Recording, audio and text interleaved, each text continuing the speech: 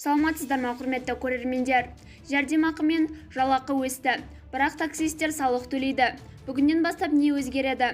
Егер осы сұрақтарға жауап тапқыңыз келсе, бейне астындағы лайк және подписациядан баларын басып, біздің арнамызға жазылуды ұмытпаңыз. Елімізде бүгіннен бастап, шілдеден бастап жәрдемақы мөлшері артып, орманшылардың жалақысы өседі. Сондай-ақ таксистер мен курьерлер бүгіннен бастап салық төлейді. Бұдан басқа қандай өзгерістер болатыны шолу жасап көрейік деп хабарлайды Бақ КЗ тілшісі. Әлеуметтік кодексті іске асыру шеңберінде 2023 жылдың 1 шілдесінен бастап азаматтардың жекеленген санаттары үшін мемлекеттік әлеуметтік жәрдемақылардың мөлшері, сондай-ақ мемлекеттік әлеуметтік сақтандыру қорынан еңбекке қабілеттілігінен айырылу және асыраушысынан айырылу жағдайлары бойынша төлемдер 14,5%-ға артты. Бұдан басқа 7 және одан да көп баланы өмірге әкеліп, тәрбиелеген аналарға берілетін жәрдемақы мөлшері 7,4 айлық есептік көрсеткішке дейін көбейді. Бізді бақылауды жалғастырыңыз.